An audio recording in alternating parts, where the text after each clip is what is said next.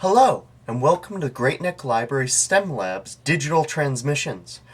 We're here today to have another fun-filled activity for you to do, this time on a very simple software that you've probably used before. If not, you've probably heard of it. Specifically, we're going to be working with Google Slides or PowerPoint. Both work basically the same. You might have to find one or two different locations for what we're trying to do, but they'll both work. In terms of laying out the project today, I will show you how to do it on, on both softwares, and then I'm going to be biasing on Google Slides, just because. Why not? Without further ado, let us get started. Okay. If you have a Google account, a Gmail, you actually already have access to Google Slides. If not, you can create one for free. However, if you do own Microsoft PowerPoint or Microsoft Office, since PowerPoint is part of Office, you've already got PowerPoint, so you don't need to do anything on Gmail, but you can use either one. If you are using Gmail, you're going to go to your web browser, go to Google, and then when you're logged into Gmail, that's the important part, when you're logged in, you get these options for the Google Apps, these nine circle boxes, whatever. They're the Google Apps right there. So if you click on that, you're going to see a whole bunch of options. And you can find Google Slides. If you need to, you can go down to where it says More, and you'll see Google Slides there. It is a yellow icon, says Google Slides. Couldn't be more simple. Click on Google Slides, and it will load up just like that. Okay. From here, in Google Slides, we are going to choose a blank project. Okay. Now, once Google Slides loads, you get a page like this, and right now we don't have to worry about themes, so we can take our mouse, bring it over to the X where it says themes here, and we can just close that out. The basic is better in this situation. If I didn't say so already, what we're going to be doing today, we are going to be making a bookmark. It's fantastic. You're home, maybe you just realized, oh, I'm reading this great book, I don't have a bookmark left. Well, if you got a printer, you can make one at your house and do it at home. In fact, this works for all sorts of things. So if you also want to be, planning things out for a laser engraver, we can do that on here as well. I'm going to show you the skills you need to basically change the way that slide looks, the sizing on the slide. So to make a bookmark, what we're going to do is we're going to bring our mouse right up to the top left corner where it says File. This is Google Slides specific. I'll do PowerPoint in 30 seconds. Okay? Click on File. Go down to where it says Page Setup. In Page Setup, it says widescreen, which is the full screen that a standard monitor would have. And you can actually change those. What we're going to do is we're going to click on Custom. And under Custom, you can set your own dimensions. So what we're going to do is right over here where it says 10, this is the width of the slide, or how wide the slide actually is. And we're going to set this to 2.5, just for argument's sakes, 2.5 inches. You can also change your units. So if you wanted to use centimeters, if you're more comfortable in that, you can. I'm going to leave inches and do 2.5 inches by 8 inches. And hit Apply. Just like that, you will have a design of a basic bookmark. This is pretty cool, right? Nice simple way. I bet you didn't think making a bookmark could be this simple on the computer. Hold on. We're going to have a little bit more fun. But before I get started with how you can start adjusting and laying this out and moving the things around to make it look like your own custom cool bookmark, I wanted to show everybody who's using PowerPoint how they can do it. So I'm going to switch over. My PowerPoint users, this is the best spot for you. I've opened up a blank document in PowerPoint also. So from PowerPoint, what you do is you go to Design. Yep. You go into Design in PowerPoint, and you go over to the right and you find Slide Size. Slide Size. And in here, they only give you the option of standard or widescreen. We're going to click on custom slide size, which is really small. It's down at the bottom. Almost looks like it's not even there, but you click on that. Up it pops, and we're going to again choose not widescreen. Sorry, we're going to keep the widescreen. We're going to keep it in landscape is fine. We are going to do a width, and we are going to do that a width of 2.5 by a height of 8. Okay, you can see it right here, width and 8, and you hit OK. It doesn't matter. Max. And there we go. So I just clicked on the max size there. Doesn't really matter. But now you've got a setup here, and you can now, to make your life easy, go back up to your taskbar up here and go to where it says Home. And that way you've got all of your standard settings. If you have specific questions with this, again, you're able to email us at the library. Okay, so my PowerPoint users, you can follow along as we are going. I'm going to go back to Google Slides, and we're going to get started here. So Google Slides in a blank document, they have the layout of having a title and a subtitle. And you know what, right now I don't really need the subtitle. So what I'm going to do is I'm going to bring my mouse over. And as my mouse goes over, I'm going to get a four-headed arrow. And on the four-headed arrow, I'm going to be able to click that. And I can drag this around. I'm just going to stick it down at the bottom. I'm not sure if I'm going to get rid of it yet or not. I think my plan is to keep it. That's why I'm leaving it there. So just move that out of the way. Now we want to really write something, so let's write something cool. This could be your name. It could be a cool catchphrase if you want. It's up to you, whatever you'd like to do. Okay, so from here, you can go over to where it says click to add a title. Now the important part is your title is going to want to go horizontal.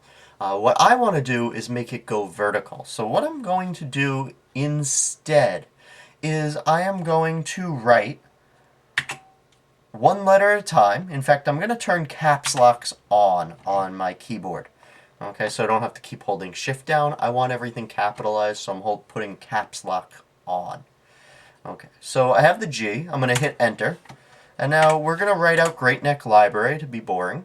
And after every single letter, I'm going to hit enter. When you come to the end of the first word, hit enter not once, but twice, so that you move down, you leave that space. This is the point where you're probably freaking out and saying, Chris, my letters are going off the screen. And I say, it's okay, because we're going to worry about the font later. You could figure out the font size, change everything ahead of time, but I like typing everything first, getting it on the paper, and then playing with the layouts. Okay, we have great. Now we're going to add neck. So we're going to do N, enter, E, enter, C, enter, K, enter. Enter again to do L, I, B, R, A, R, Y. Enter after every letter. Don't need an exclamation point. That is fine. Once you have your text written out, and this is going to be the main thing going in here, you could have multiple ones. I'm going to show you some other tricks, so don't worry. Once you have that, what I want you to do is bring your mouse into the text box right to the end of the first letter. Now, left click, drag, and go all the way up. This will move your cursor all the way up there, highlighting everything. Move using the center wheel on my mouse. I can scroll down, or I can use this bar on the right side to scroll back down so I can see my bookmark. Now from here, I'm going to change my font. The font in Slides is over here. Basically, it's similar location in PowerPoint, somewhere about over here. Okay. Choose whichever font you want. I like this Berkshire Swash, so I'm going to choose that. A little bit swashbuckly, piratey, have a little fun. Okay, so once we have that, we're going to change the font size. Now, I'm going to drop it down pretty drastically, and that looks better. It looks like it might fit on the page. I'm at about 18. If you can't read it, I went down to an 18 font. The font styles all adjust the font size slightly, so if you're finding 18's not working, try 16, try 21. You can also, besides clicking on the little arrow here to get the drop down, you can also click up here where the number is, and you can now type in whatever you want. So you could type in 21, which is not an option, but if I type in 21, I will get the font size of 21 in here, which I'm pretty sure is too big. So I'm going to go with 18.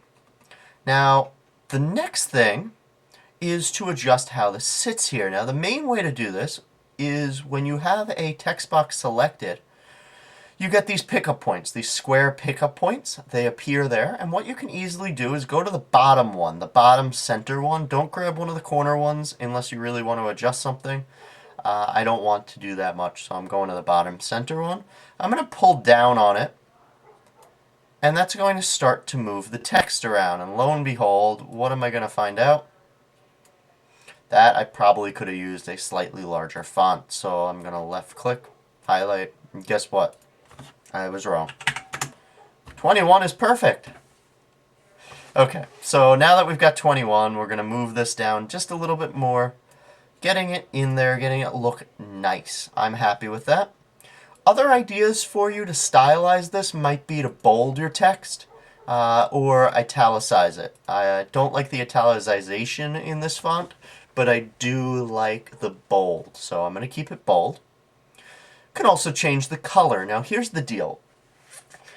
If you're printing this at your house, ink can cost a lot of money. So while you might find it to be really exciting to make this all sorts of fun colors or your background, maybe you want to make the text white and your background black, you're going to be printing out a whole solid black background, and that'll burn through a lot of your ink, so you might not want to do that.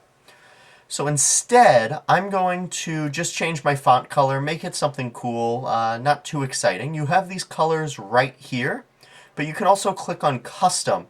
And in Custom Colors, they give you this gradient wheel, which is a little bizarre to look at. At the bottom, you have your basic colors, so I can come down here and I can say, you know what, I want a nice green right here.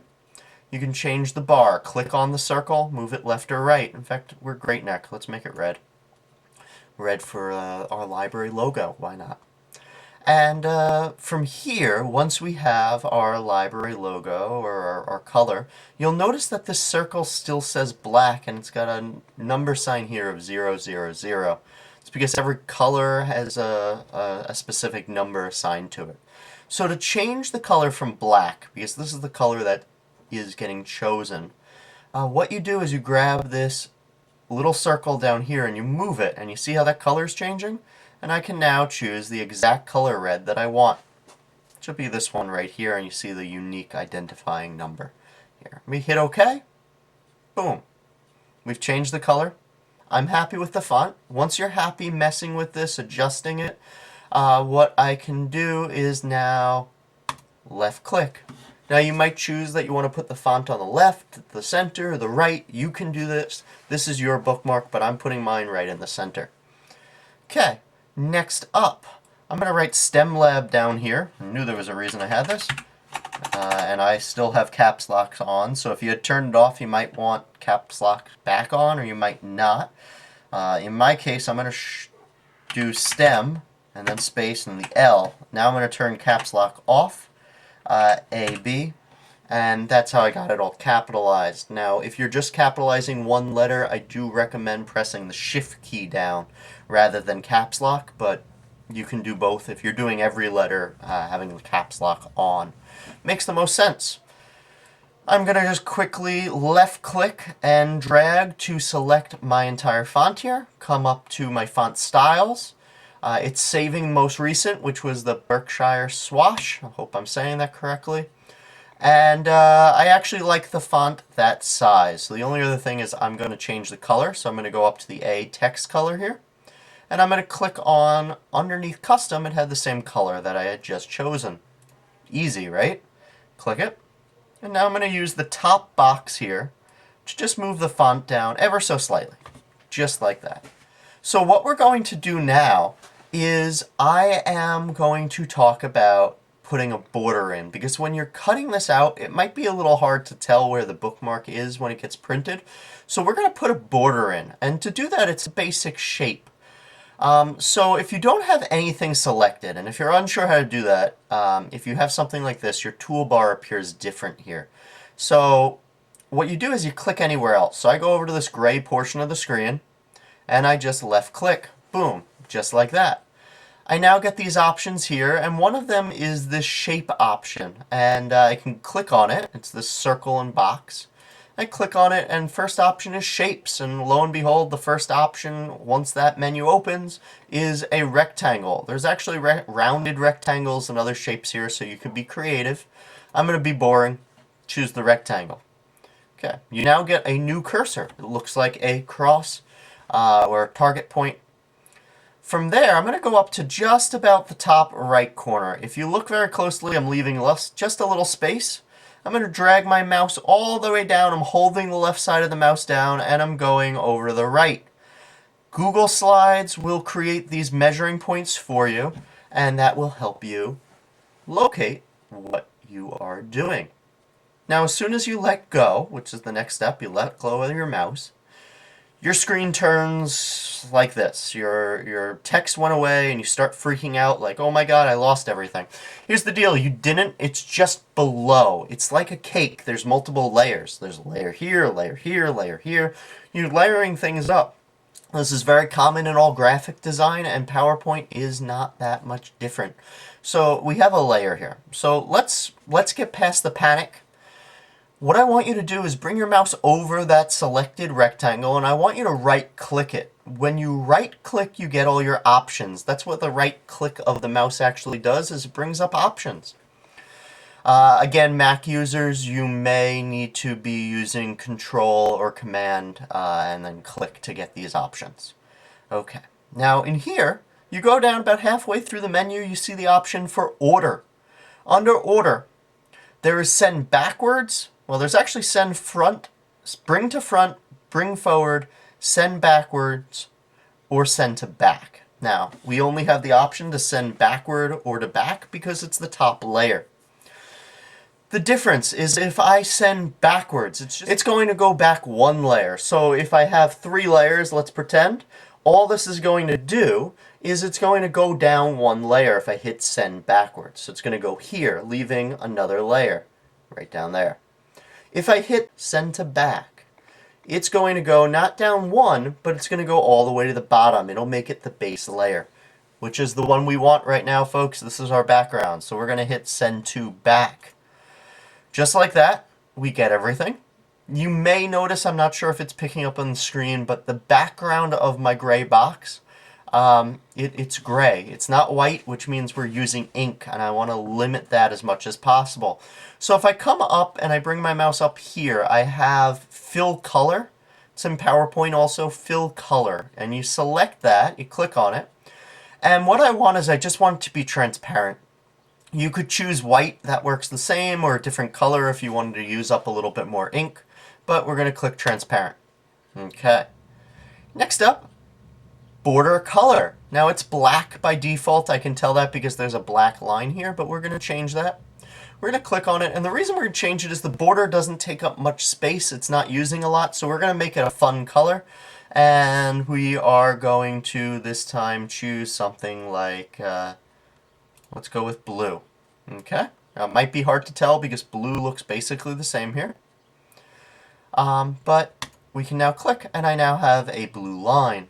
It's a little thin for my taste, so I can come right onto that line, right on that border, which did not get picked up, sorry. Right here? Nope. See, the problem with this is we now begin selecting the text box, which is the challenge. There we go. So you got to find the portion that's not the text box.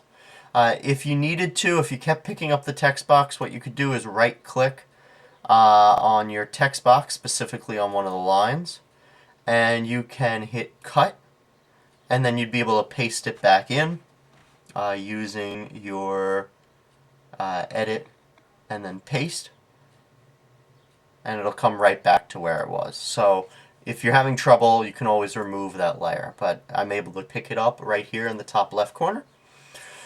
Let's say you want your border thicker. Well, right next to where it was border color is border weight. This is where you can choose the thickness. I'm going to make a nice big fat point of 4 points, but you could even go fatter than that. And that's going to make a nice thick border. Right next to border point is border dash. And this, you can choose how you want it. Now, I want a solid border, but if you wanted a dotted border, it would look something like this. And that just made me change my mind. I'm keeping the dotted border. We're going to have a little fun here. Why not? Let's have a dotted border. Okay, so from here, we have the beginnings of a bookmark, and you might be happy, but some people might want to put an image in. So if you don't know how to do this, you can go into Insert as an option, and you can go and you can get an image from your computer. So if you go Insert up on the bar, you can left click on it, bring up image. You can upload from your computer. You can search the web directly. You can do Drive, Photo, whatever you want. If you're on PowerPoint, though, you do have the ability to search the web, but it might be a little bit challenging. Now, the librarian in me needs to tell you the following. If you do search the web, technically every image out there, most images have a copyright, so you should look for sites that are copyright free. However, if you're using this for personal use, you're usually pretty safe. If you're posting things on the internet or stuff, you really don't want to do that. So at a simple point, you could open up a web browser, go to Google, type in whatever you want, type in, dog, do a Google search, click on images up here in the top left corner, and boom, you get an image search. From there you can say, oh, this is a really cute puppy dog. I love it. I need it in my bookmark. It's going to make me happy as I'm reading my books. And you can then right-click, copy the image. I'll show that again. Right-click and copy right here. You copy the image. Now your internet browser has multiple tabs, so you can go up to the top tab, click on Untitled, and then right-click to paste in your dog. And there you go. But this being the library website, I'm going to show you something cool. There are copyright-free images, and all you have to do is go to a Google search, and since I'm using Chrome, it's always a Google search. So I will type in copyright-free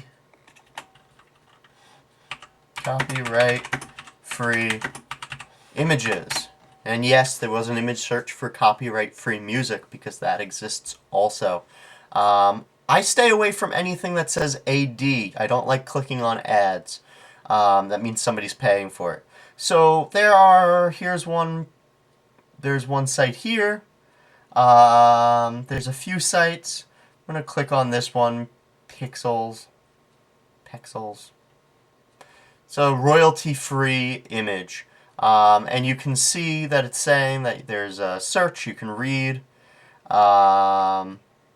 Use them for any project you want. And this include blogs, websites, apps, commercials, yada, yada, yada.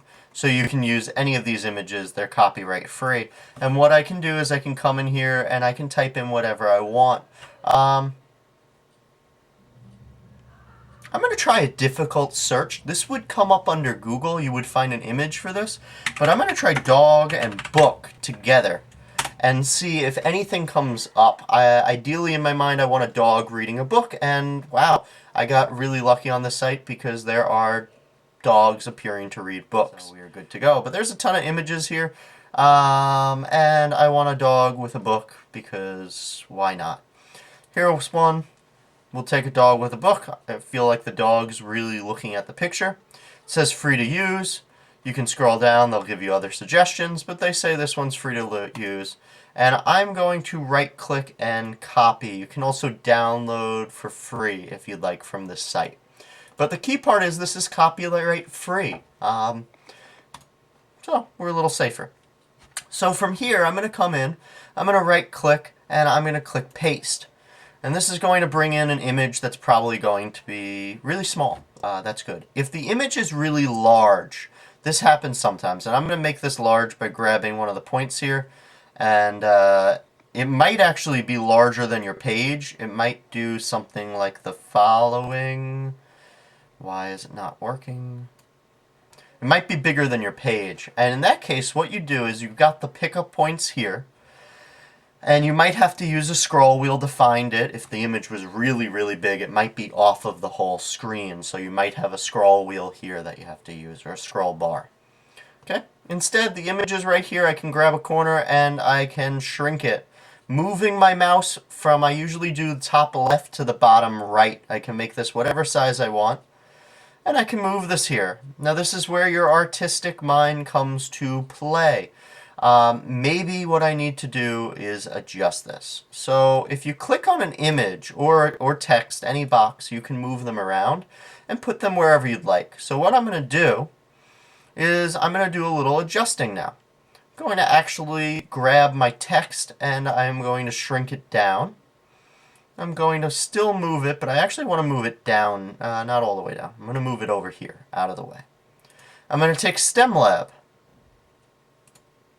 I'm going to grab the STEMLab box. I'm going to move it. That's not the STEMLab box. I'm going to grab the STEMLab box and move it up here. Notice how I've got these lines, these red lines forming when I'm moving things. That's telling me if something's centered. And it can center it horizontally or not. So we have STEMLab up there. We're going to put our picture of our dog reading the book down at the bottom.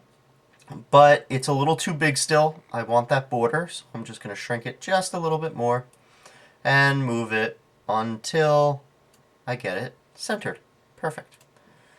Bring back my text right in here. Still a little too big. My font needs to go back down, and I bet you I was correct at the very beginning with 18. Yes, I was. Don't doubt yourself, folks. Great Neck Library, STEMLab, cute little puppy dog image. Congratulations, you just completed making a bookmark using Google Slides or PowerPoint. It was that simple, very easy, and a lot of fun. So if you're still having fun, make some more. Or make yours even more complicated. You could do multiple layers. You could have more than one picture. No text, all text, overlapping text. Do whatever you want. Play around with it. This is just for fun. Make yourself better at Google Slides, because you never know when you need to make a presentation or when you want to laser engrave something.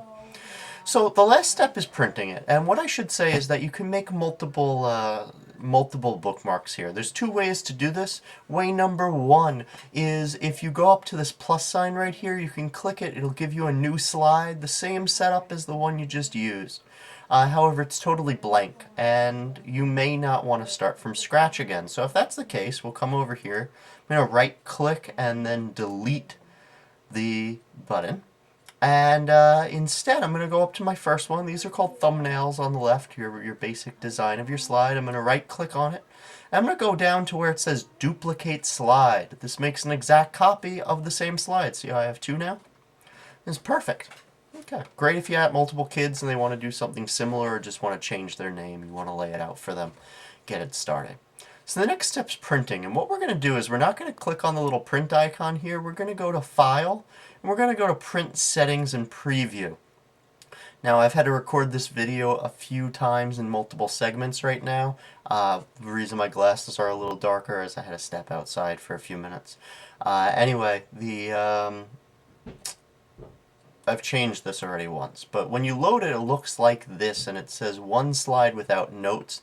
It appears really big like this, and that's how it's going to print, is one slide per page, which wastes paper and kills trees. We don't need to kill any trees here. We can save paper this way. So to do that, we're going to go down here where it says one slide without notes. We're going to click on it, and we're going to choose 2 slides per page. 2 slides work the best, and you can click on that. And I also do find that landscape mode works the best as well. From there, you can click on Print. It's going to load up to your printer. You then make sure your settings are right. Ensure if you're printing color that you are using color on your settings. Hit Print, and you're going to live very, very happy with your bookmark. You cut it out with a pair of scissors when you get home. Other than that, I hope you all had a fantastic little program today online. Hope to see you all again soon. Stay safe, stay healthy, friends, and that's it. Goodbye.